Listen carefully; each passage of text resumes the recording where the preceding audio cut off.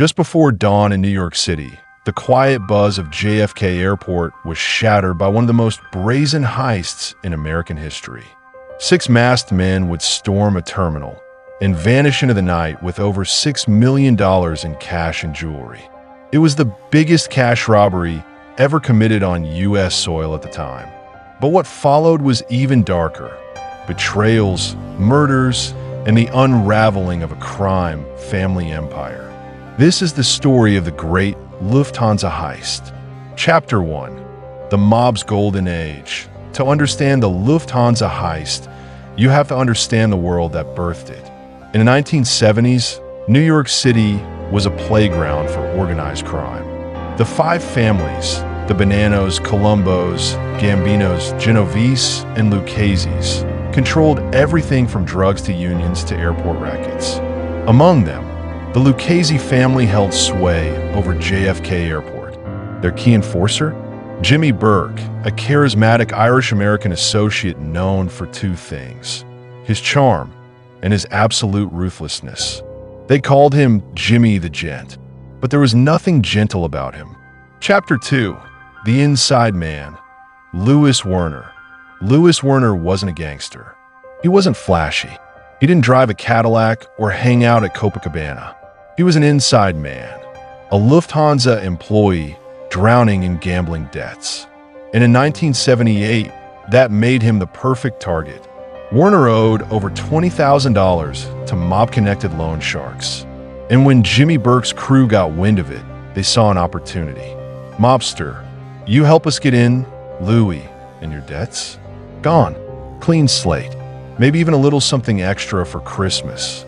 Werner had the keys, literally and figuratively. He knew the schedules, the security flaws, the timing of incoming shipments. Lufthansa regularly received millions in untraceable American currency flown in from West Germany, bound for American banks. The cash sat, unguarded, in a metal vault at the cargo terminal, just waiting for someone bold enough to take it. Werner wasn't alone. He roped in a coworker, Peter Grunewald, but it was Werner who laid the blueprint. He knew that on Sunday night, December 10th, a plane was due in with more than $5 million in cash and over $1 million in jewelry. By early Monday morning, it would still be sitting there untouched. He leaked every detail to a Lucchese associate named Vario, who passed it along to Jimmy Burke. Burke, in turn, began assembling a crew. A six-man team, led by his most volatile associate, Tommy DeSimone. Tommy was the wild card, a Lucchese enforcer known for his unpredictable rage. He was barely 28 and already had blood on his hands. And now, he was about to make history. But Burke knew one thing. A job this big wasn't just about brawn. It was about timing, discipline, trust. And soon, trust would become the rarest commodity of all. Chapter 3. Jimmy Burke, the Mastermind. Jimmy Burke was a paradox. Charming and brutal, generous and terrifying. Though he wasn't a made man, because of his Irish blood, he had more power than most full members of the Mafia. He ran drug operations, hijackings, loan sharking, and JFK Airport was his crown jewel. He'd orchestrated dozens of airport heists before. But Lufthansa? This was different. In and out. 10 minutes maximal. Nobody gets shot. Nobody talks. And once it's done, we disappear. His hand-picked crew included Angelo Sepe, the driver, Louis Cafra, aka Louis the Roast, the backup muscle, Joe Manry and Robert McMahon from muscle and logistics, and of course Tommy DeSimone, the enforcer. Each man had a role. No one was there by accident. Jimmy spent weeks planning every second, every getaway route, even the safe houses. But even the best plans are only as strong as their weakest links.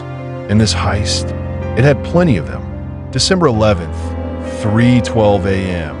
It begins 0.6 men, one van, millions in unmarked bills, and the beginning of a bloody legacy that would haunt every one of them. Chapter 4. The Heist. December 11th, 1978. It was 3:12 a.m., December 11th, cold, quiet, unremarkable. And then history. Out of the van came 6 men, all wearing ski masks, all carrying pistols. It wasn't the first heist at JFK, but this was different. Tommy shouting freeze. This is a stick up. Nobody moves, nobody dies. They moved like professionals. Fast, precise, ruthless. One crew member forced the night supervisor to deactivate the alarm. Another rounded up the employees, 6 of them, and bound them with duct tape. Inside the vault sat $5,875,000 in cash, equivalent to over $27 million today, neatly bundled, untraceable. And it didn't stop there. They grabbed another $875,000 in jewels, most of it undocumented, smuggled by couriers into the States. Total take, nearly $6.75 million. In under 11 minutes, they vanished. No alarms were triggered, no police response, no gunfire, just silence. It would be hours before anyone realized what had happened. And by then, the crew was already hiding in safe houses across Queens and Brooklyn. It was the perfect crime, or so it seemed. But perfection has a short shelf life when you're dealing with gangsters. Because the hardest part of any heist isn't pulling it off. It's keeping everyone quiet afterward. Chapter 5. Aftermath and Paranoia. Jimmy Burke had one rule. Don't spend a dime. Not for 6 months. Keep your heads down. No flashy cars. No photo codes. No new houses. But criminals are bad at following rules, especially when they're suddenly millionaires. Within days, members of the crew began making fatal mistakes. Louis Cafora's wife showed up to a Christmas party in a brand new mink coat. Others bragged, drank too much, and spent too freely. The FBI, watching from the sidelines, took notes. Burke, a man who prized discipline, began to unravel. Paranoia set in.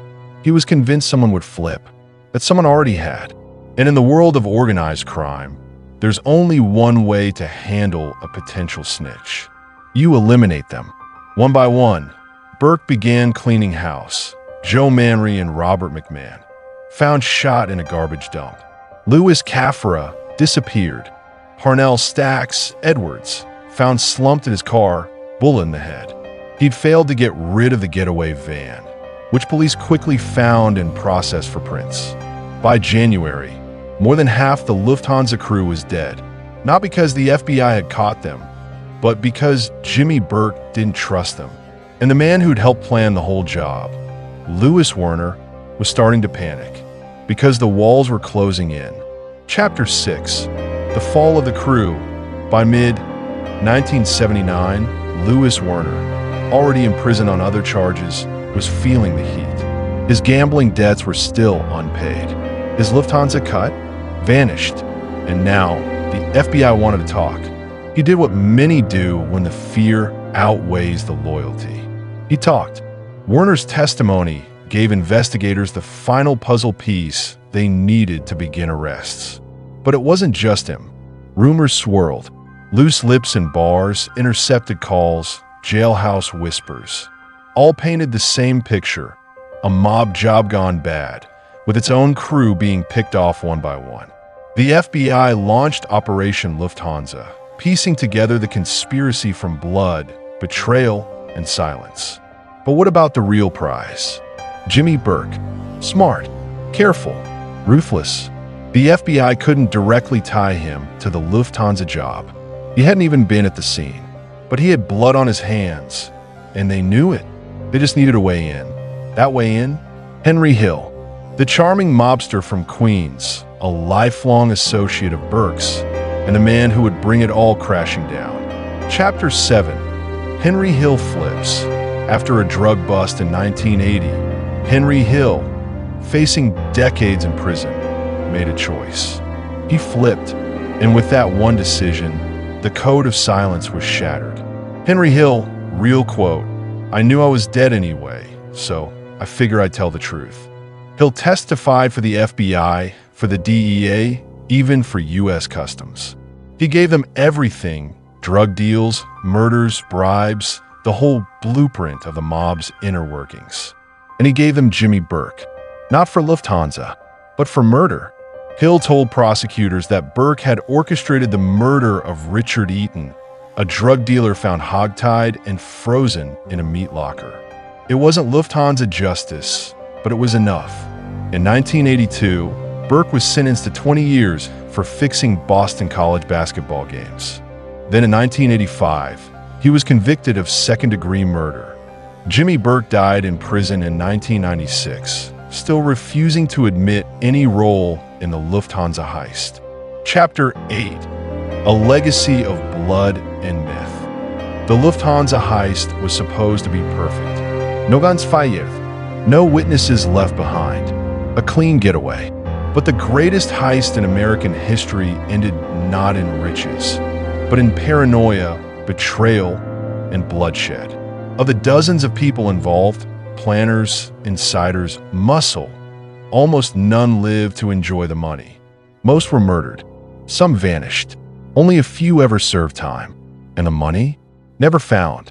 In the underworld, there are no clean getaways. Only ghosts.